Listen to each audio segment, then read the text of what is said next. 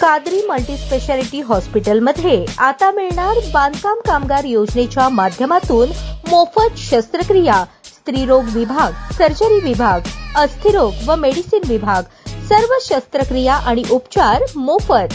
पत्ता plot number 10 Majrewadi, नई जिंदगी रोड, अथर्व मंगल कार्यालयाजवळ, सोलापूर। अतिवृष्टी आणि पूर परिस्थितीबाबत वस्तुस्थिती मांडत खासदार प्रणिती शिंदे यांनी शासनाच्या निष्काळजी कारभारावर तसेच पूरग्रस्त आणि शेतकऱ्यांना दिलेल्या फसव्या पॅकेजबाबत उघडपणे टीका केली। त्यांच्या या वास्तववादी वक्तव्यामुळे भाजप नेत्यांना मिरच्या झोंबल्या तर मुख्यमंत्री आणि भाजपचे भाडोत्री ट्रोलर यांनी त्यांच्यावर टीकेचा वर्षाव सुरू केलाय। या पार्श्वभूमीवर सोलापूर शहर युवक काँग्रेसतर्फे सोलापूर शहरातील पोटफाडी चौकातील भाजप शहर कार्यालयासमोर अनोख्या पद्धतीने आंदोलन करण्यात आले। कार्यकर्त्यांनी टरबूज आणि भोपळा फोडून भाजप सरकारच्या दिशाभूल करणाऱ्या कारभाराचा निषेध व्यक्त केला। सोलापूर युवक काँग्रेस अध्यक्ष गणेश डोंगरे म्हणाले, धरणांमधून योग्य नियोजनाशिवाय अचानक मोठ्या प्रमाणात पाणी सोडल्याने नदीकाठच्या भागात पूरस्थिती निर्माण झाली। हीच वस्तुस्थिती खासदार प्रणिती शिंदे यांनी धैर्याने मांडून शासनाचा नाकर्तेपणा उघड केला। त्याचबरोबर पॅकेजच्या नावाखाली शेतकऱ्यांच्या हाती भोपळा दिला, हेही त्यांनी स्पष्टपणे सांगितले। या सत्य परिस्थितीमुळे भाजपला मिरच्या झोंबल्या आणि म्हणूनच ते प्रणितीताईंवर टीका करत आहेत। त्याच निषेधार्थ आम्ही आज भाजप कार्यालयासमोर टरबूज आणि भोपळा फोडून त्यांना प्रतिकात्मक मिरच्या भेट दिल्या। युवक काँग्रेस कार्यकर्त्यांनी घोषणाबाजी करत सरकारच्या फसव्या धोरणांचा आणि नाकर्तेपणाचा निषेध नोंदवला। या आंदोलनात सोलापूर युवक काँग्रेस अध्यक्ष गणेश डोंगरे, महाराष्ट्र प्रदेश काँग्रेस सरचिटणीस विनोद भोसले, ब्लॉक अध्यक्ष तिरुपती परकीपंडा, उत्तर विधानसभा युवक काँग्रेस अध्यक्ष महेश लोंढे, विवेक कन्ना, सागर उबाळे, संजय गायकवाड, महेश शिंदे, सुभाष वाघमारे, सचिन पवार, यासिन शेख, आदित्य म्हमाणे, अभिजित डोलारे यांच्यासह अनेक पदाधिकारी आणि कार्यकर्त्यांनी मोठ्या संख्येने सहभाग घेतला।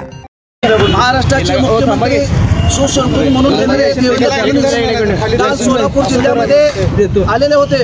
काल आपल्याला माहित असेल, त्यांनी काल खासदार प्रणिती शिंदे यांच्यावर टीका केली। त्यांना आम्हाला एक सांगायचं आहे की खासदार प्रणिती शिंदे यांनी असं म्हटलं होतं की हा पाऊस शासनाच्या ह्याच्या निर्मितीमुळे पडला आहे। कारण असं का बोलले होते तर त्यांना सांगायचं आहे की आपण जी उपाययोजना पूरग्रस्त आणि अतिवृष्टी झाल्यानंतर जी उपाययोजना राबवला पाहिजे होती ती योजना राबवली नाही, म्हणून आमच्या सोलापूर जिल्हा मोठ्या प्रमाणात पूरग्रस्त भाग आणि अतिवृष्टी मोठ्या प्रमाणात झाली होती।